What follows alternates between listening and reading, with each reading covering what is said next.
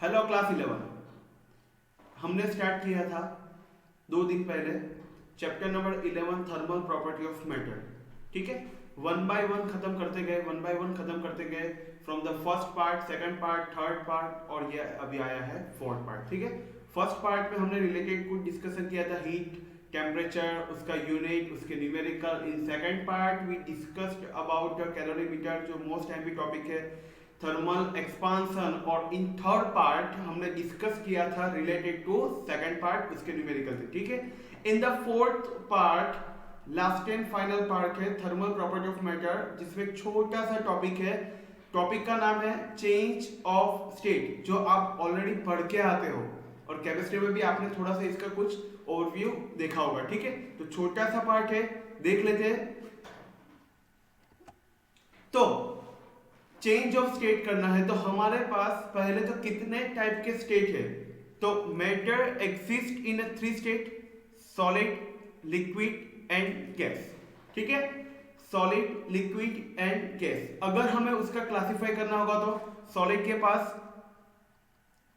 Intermolecular space कितना होगा, very less. In liquid larger than solid, solid से थोड़ा ज्यादा होगा। ठीक है, और इन गैस लिक्विड से भी ज्यादा। इंटरमोलिकुलर स्पेस जो सॉलिड से ज्यादा लिक्विड में होता है, लिक्विड से ज्यादा गैस में होता है। ठीक है, ऐसे बहुत सारे आपने डिफरेंस आगे भी स्टडी किए होंगे, सॉलिड, लिक्विड एंड गैस। तो चेंज ऑफ स्टेट किसको बोलते हैं, what is the definition of change of state. तो see the transition of a substance from one state to another is called a state of change, a change of state। ठीक है, तो जैसे कि यहाँ पे एग्जांपल लिया गया हुआ है, first of all melting of solid. See पहले हम एक पार्ट करते हैं कि भाई हमारे पास एक एग्जांपल है कि भाई सॉलिड है। ठीक है, सॉलिड का हम हीट प्रोवाइड करते हैं, कुछ कैलोरी प्रोवाइड करते हैं, हीट ऐड करते हैं, तो क्या होगा, सॉलिड से कन्वर्जन होगा लिक्विड में। कब होगा, जब हम हीट प्रोवाइड कर रहे हैं, यानी सॉलिड क्या हो रहा है, मेल्ट हो रहा है। और कन्वर्जन किस में हो रहा है, कौन से स्टेट में हो रहा है, लिक्विड स्टेट में। उसको क्या बोलेंगे, मेल्टिंग ऑफ सॉलिड। क्या बोलेंगे उसको, मेल्टिंग ऑफ सॉलिड।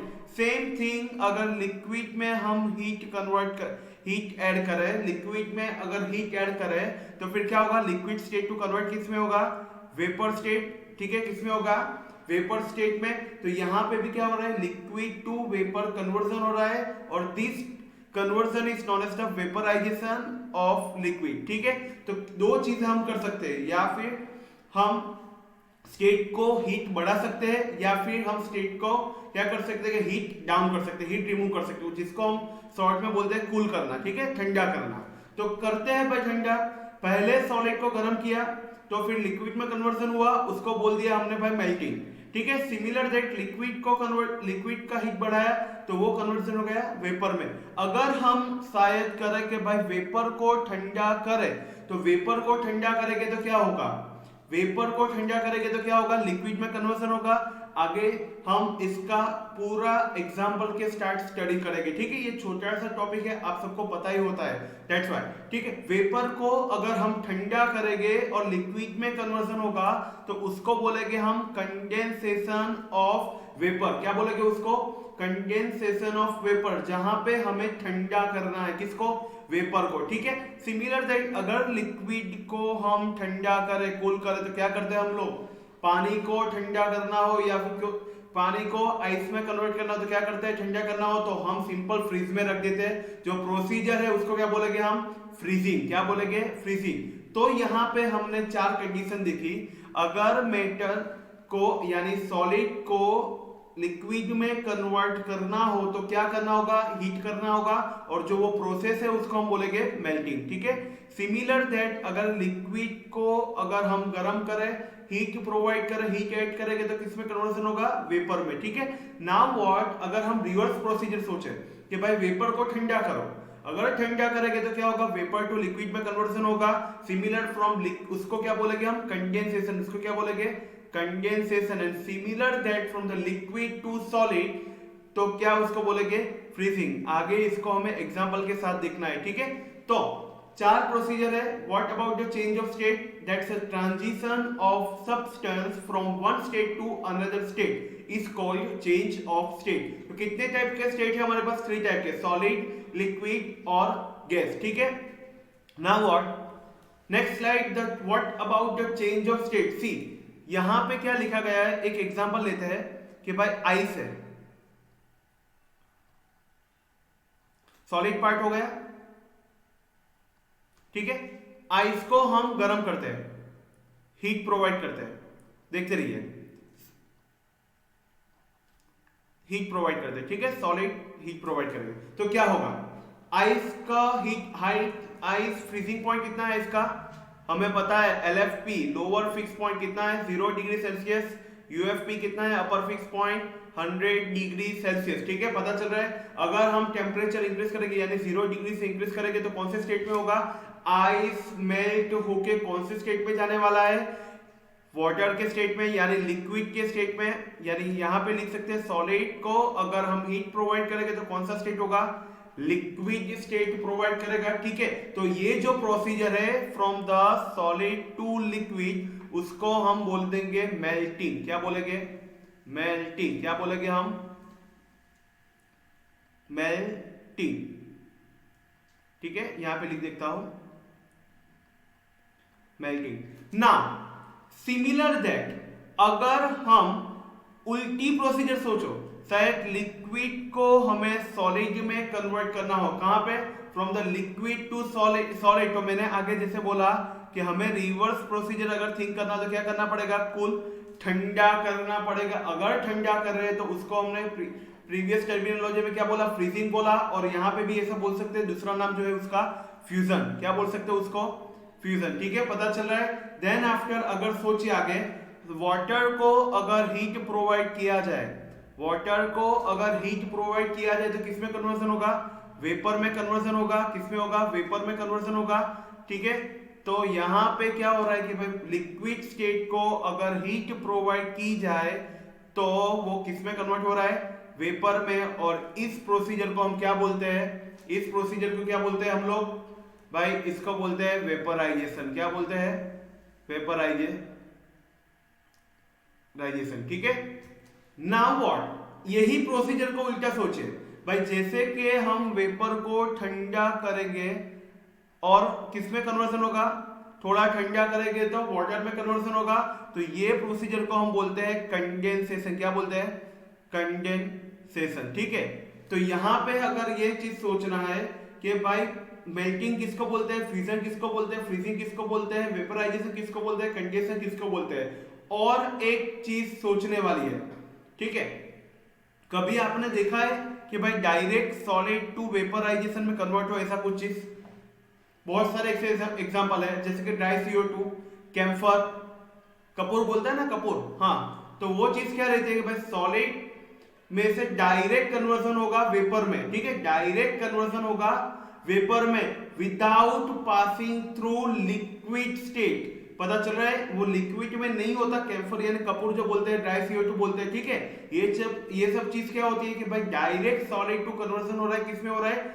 वेपर में. सॉलिड टू वेपर कन्वर्जन हो रहा है without passing through the liquid state, and that process is known as the sublimation. क्या बोलते हैं उसको? सब्लिमेशन. क्या बोलते हैं उसको? सब्लिमेशन. ठीक है. सब्लिमेशन. और वो जो सबस्ट्रेट है उसको बोलते हैं सब्लिमेट.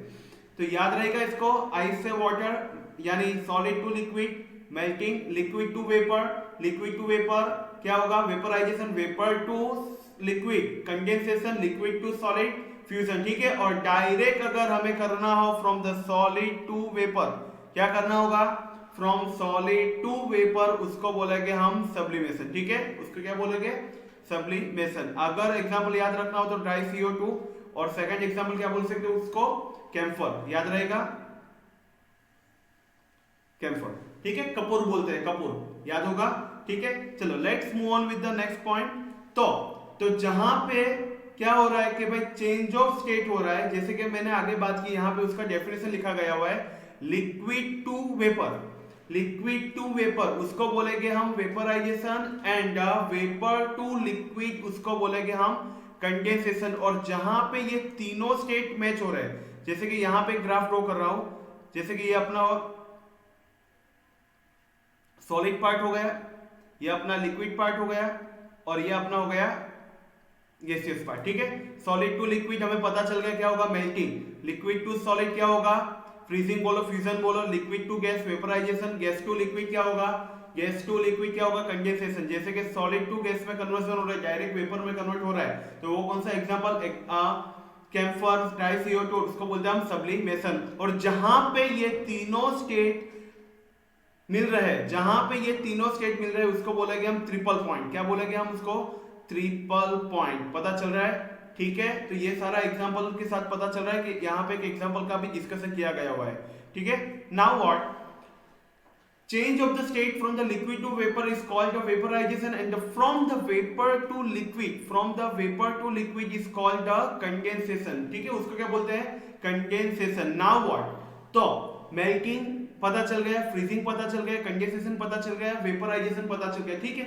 उसमें ही थोड़ा एक्स्ट्रा नॉलेज देते हैं। मेल्टिंग पॉइंट किसको बोलते हैं, the temperature at which the solid and liquid state of a substance coexist in thermal equilibrium with each other is called melting point. Remember that एक पॉइंट जहां पे ऐसा होगा जहां पे सॉलिड और लिक्विड स्टेट का जो सब्सटेंस है वो कोएग्जिस्ट होगा इन थर्मल इक्विलिब्रियम, ठीक है।